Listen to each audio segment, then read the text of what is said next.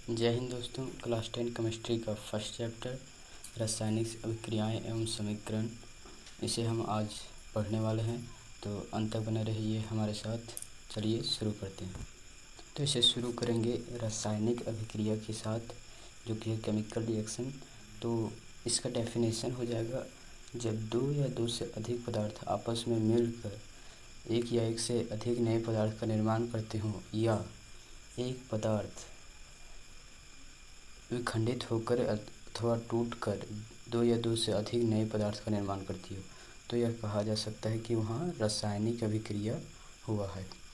जैसे कि आप इस एग्जांपल में देख सकते हो, ये जो सोडियम है वो HCl यानी हाइड्रोक्लोरिक अम्ल के साथ अभिक्रिया करता है, तो NaCl और हाइड्रोजन गैस का निर्माण करता है, और जो कि दोनों आपस में जुड़कर एक से अधिक नए पदार्थ का निर्माण कर रहे हैं।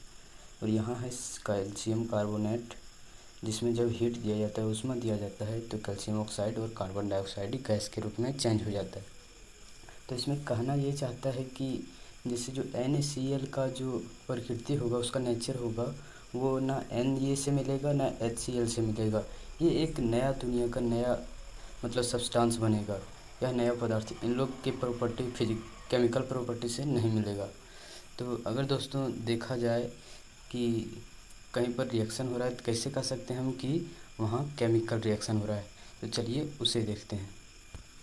दोस्तों, जब किसी मतलब चेंज में अथवा रिएक्शन में अवस्था में परिवर्तन हो, अर्थात उसका स्टेट जो है मतलब सॉलिड है, ठोस है, तो वह लिक्विड में चेंज हो जाए या गैस में चेंज हो जाए।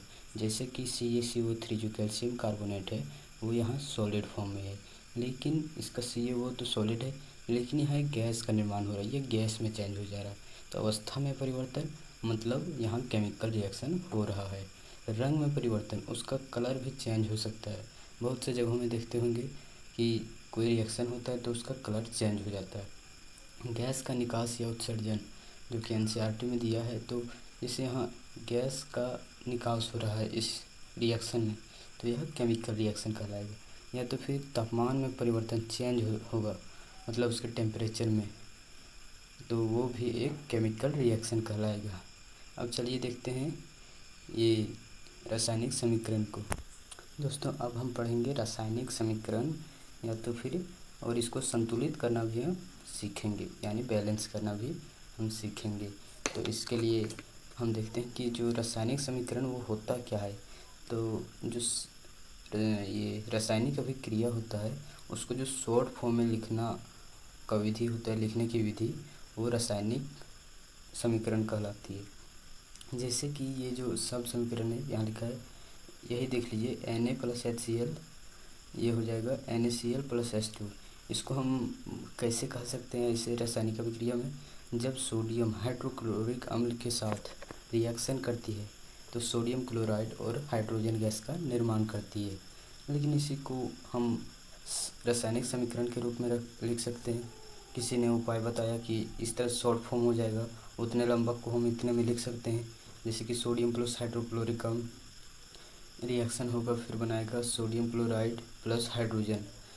फिर किसी ने कहा ये भी कुछ लंबा, ज़्यादा लंबा हो रहा है, तो इसको हम सिंबल में लिखते हैं, मतलब इंग्लिश लेटर में। तो ये हो जाता है सोडियम का, जैसे Na + HCl, फिर बना देगा NaCl + H2 गैस। तो ये होता है रासायनिक समीकरण, पहला सब समीकरण जो कि आप देख रहे हो, और दूसरा संकेत समीकरण। ये सब संकेत समीकरण ही रहेगा। लेकिन दोस्तों, संतुलित वर्ड आता है तो आप कंफ्यूज मत होइए, क्योंकि संतुलित जो है वो इसको करना होता है। जैसे कि आप क्लास 9 के 3rd चैप्टर में पढ़े होंगे, द्रव्यमान संरक्षण का नियम। जैसे कि कभी भी रिएक्शन हो या कुछ हो, उसकी जो द्रव्यमान होता है, मास होता है, उसमें चेंज नहीं होता है। तो हम तो यहाँ देख रहे हैं कि सोडियम यहाँ एक है, यहाँ एक है, ठीक है। क्लोरीन यहाँ एक है, यहाँ भी एक है, ठीक है। लेकिन हाइड्रोजन यहाँ एक है और यहाँ 2 है, तो इसको हम इक्वल कैसे करें। तो इसी को संतुलित रासायनिक समीकरण कहते हैं। इससे क्या होगा कि जो द्रव्यमान संरक्षण नियम होगा उसका पालन होगा। तो देखते हैं कि इसको बैलेंस हम आखिर करें तो करें कैसे। इसके लिए हमें एक कॉलम बनाना होगा अपने आपको समझने के लिए। ऐसे आप अगर एक्सपीरियंस हो जाएंगे तो फिर आप समीकरण को देखकर बैलेंस सीधे कर देंगे। तो पहले हम कॉलम बनाते हैं, किस तरह से बनेगा चलिए देखते हैं। तो ये वो कॉलम है दोस्तों। तो इससे पहले हमें ये समझना होगा अभिकारक और उत्पाद।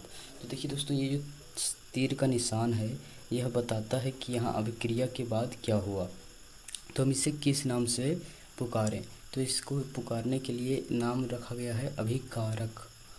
अभिकारक जिसे इंग्लिश में रिएक्टेंट कहते हैं।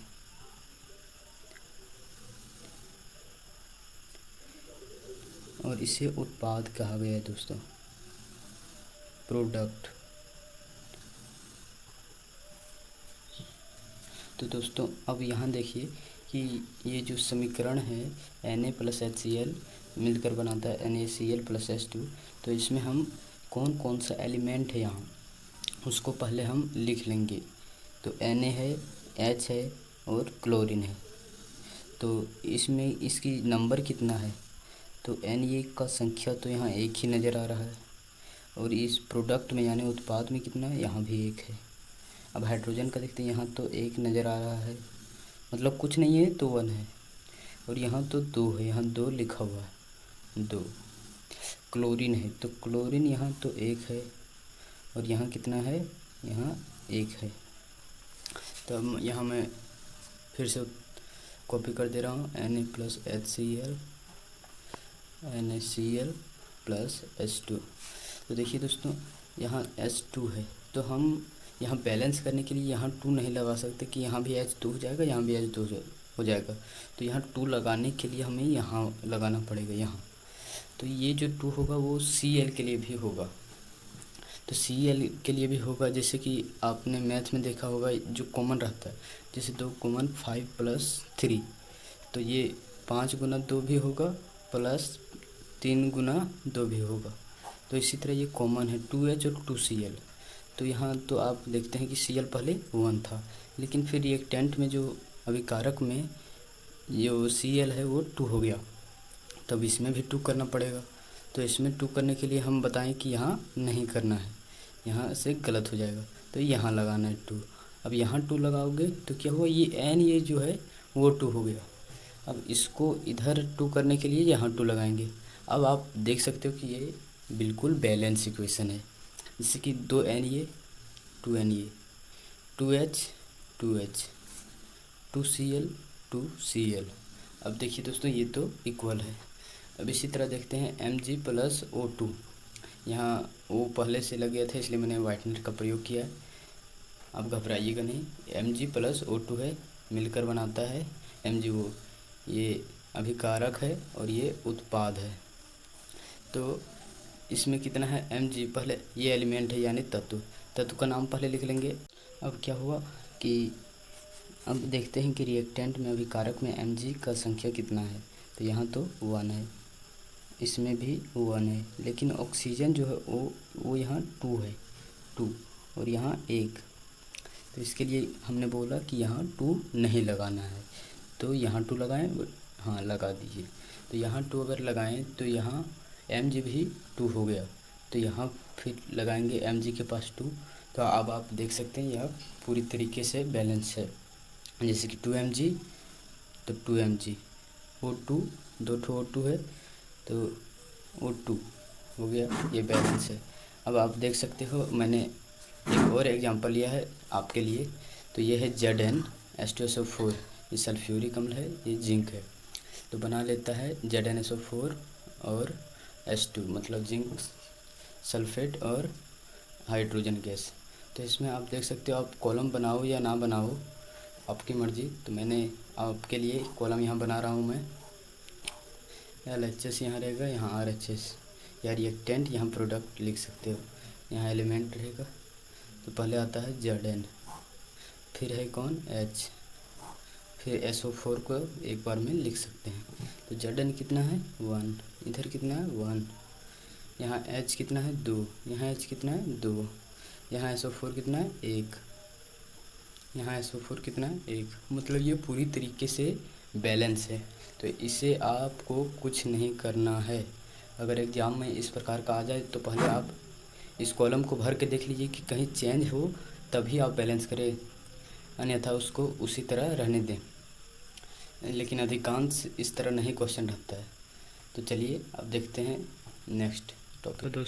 तो दोस्तों आगे की टॉपिक हम अगले वीडियो में देखेंगे। तब तक के लिए आपको थैंक यू दिल से। Thanks for watching friends. अगले वीडियो में जल्द ही मिलते हैं।